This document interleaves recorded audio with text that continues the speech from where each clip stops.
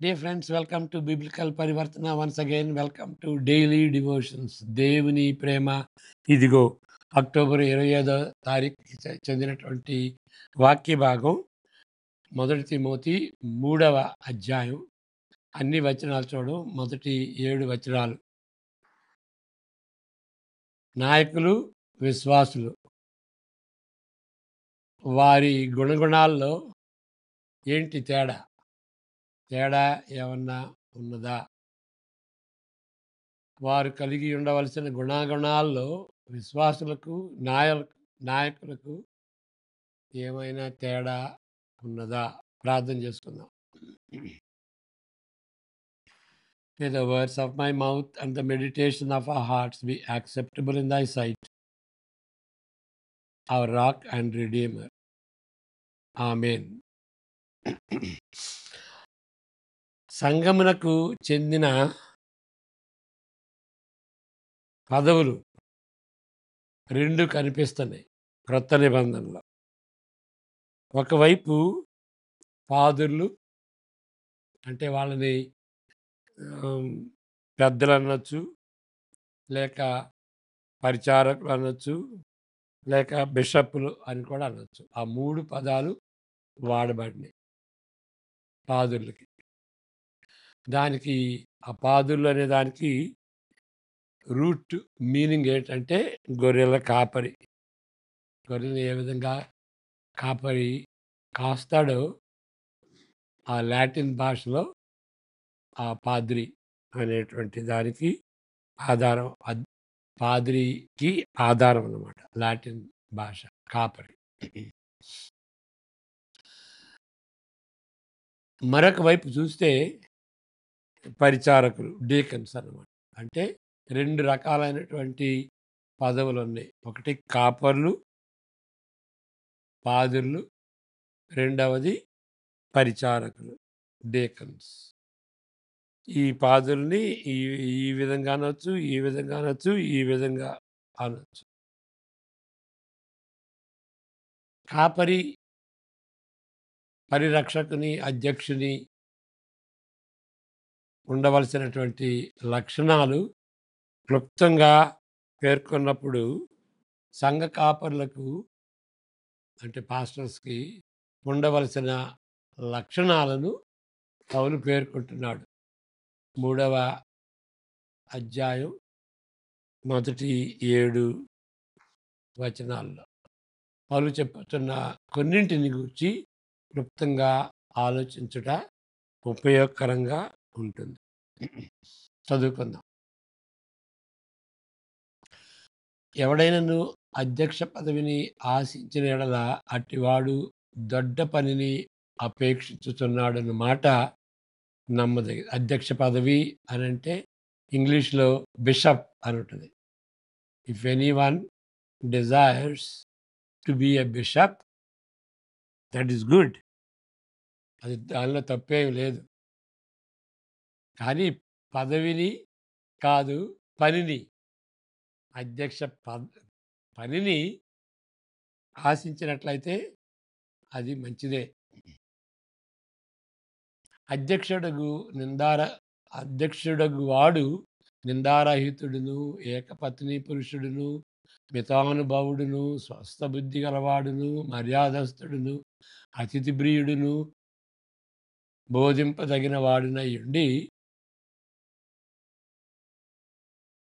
Next, మద్యపానియు, కొట్టువాడును కాక సాత్వికుడును, జగడమాడని వాడును, ధనాపేక్ష లేని వాడునై, ఫస్ట్, సంపూర్ణ మాన్యత కలిగి తన పితరులను స్వాధీనపరచుకొనుచు తన ఇంటి వారిని బాగుగా ఏలువాడినై ఉండవలెను.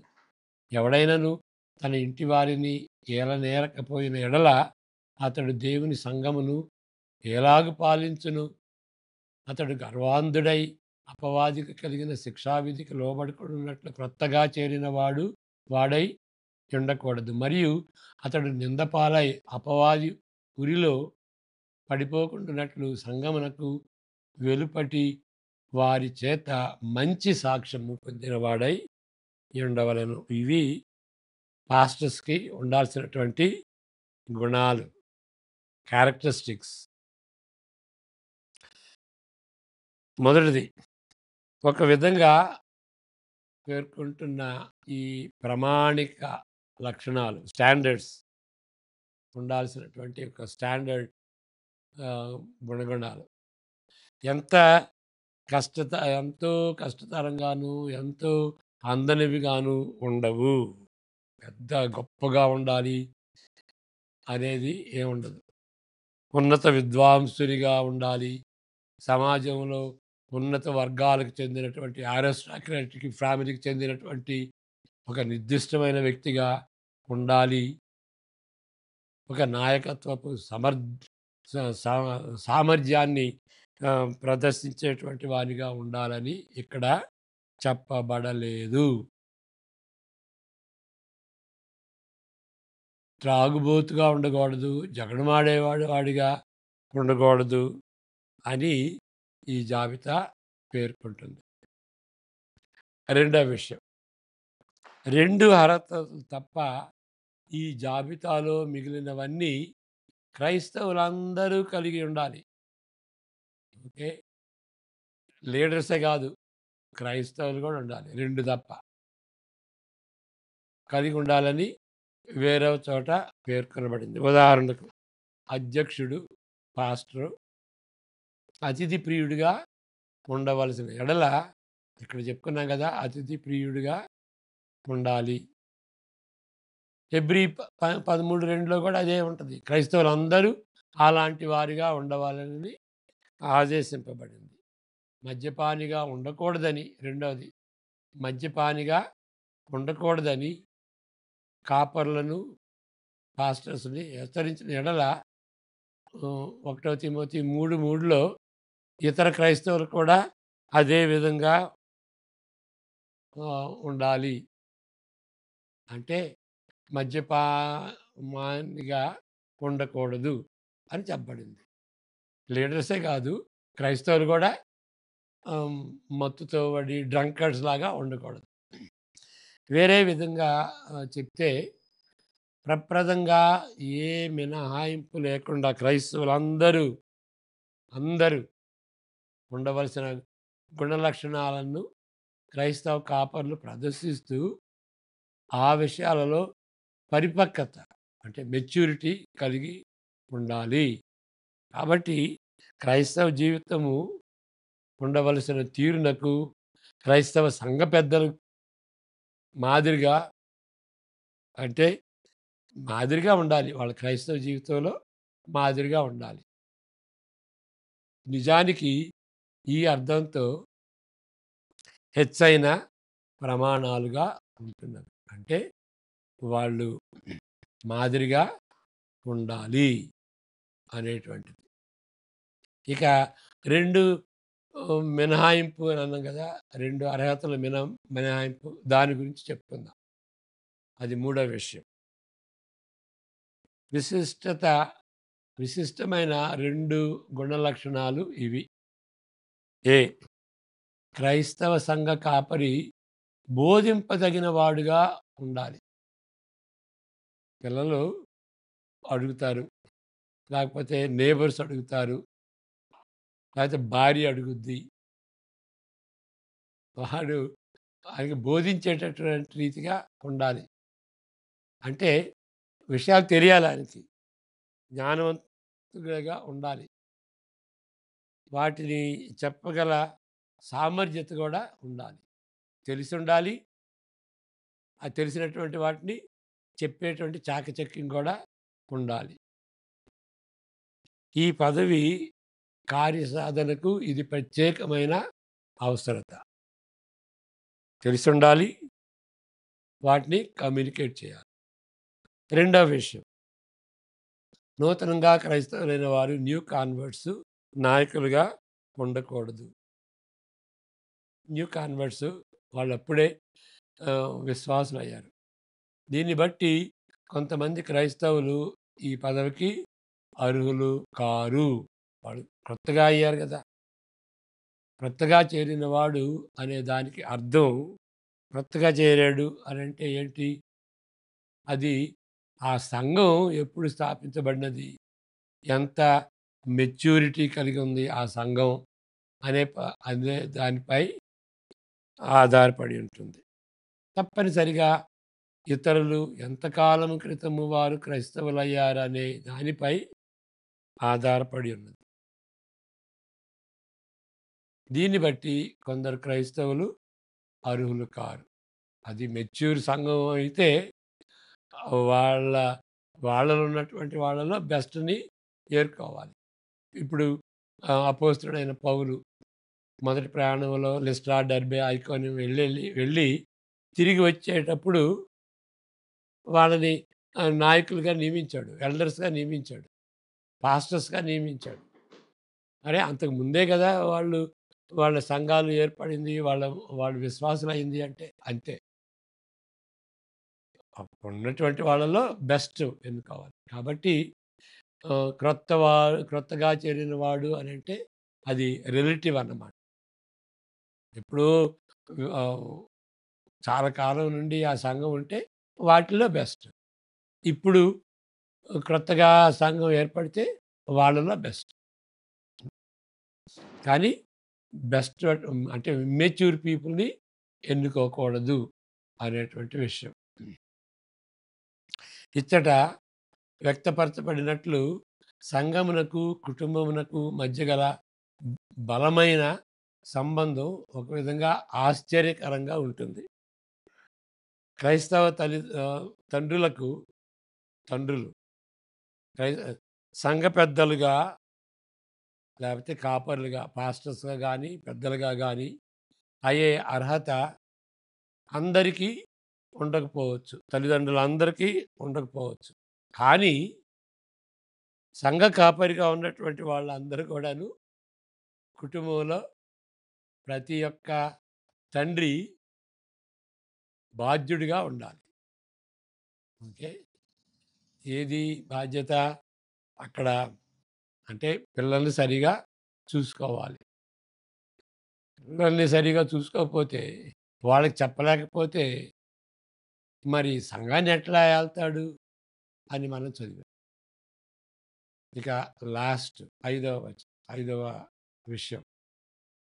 ఈ పదవికి చెందిన విలక్షణమైన బాధ్యతతో అనేక అర్హతలు ముడిపడి ఉన్నాయి.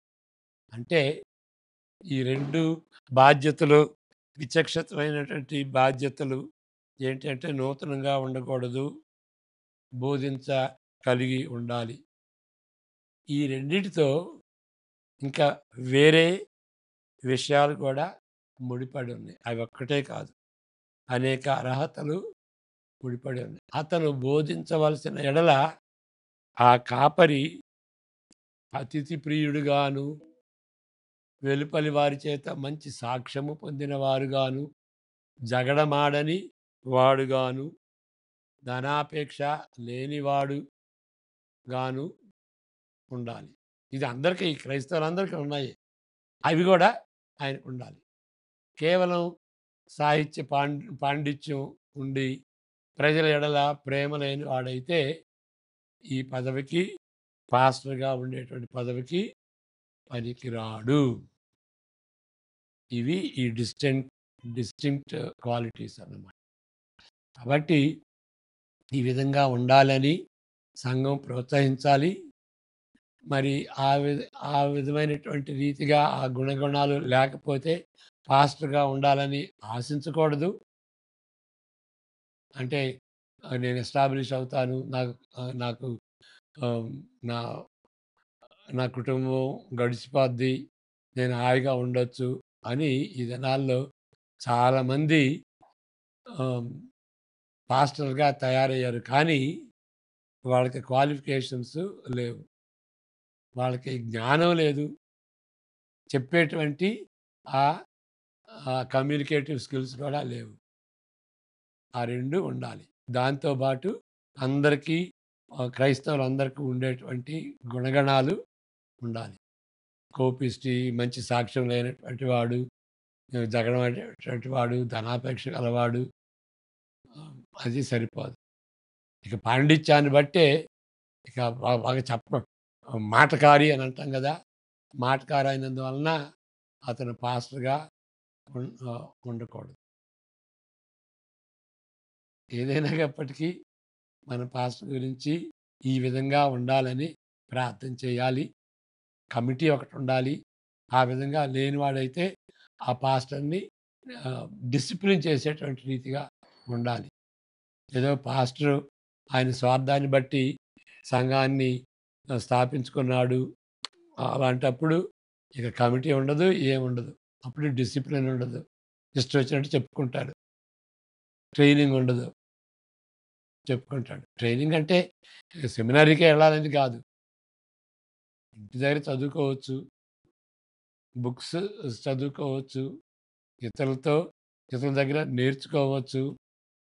మరి ఆహ్, ఆ విషయాలన్నీ ఉన్నటువంటి వ్యక్తి ఆ విధంగా ఎదగాలన్నమాట. ఆయన ఎదుగుతా ఉంటే సంఘం గూడా ఎదుగుద్ది. ప్రార్థన చేసుకుందాం.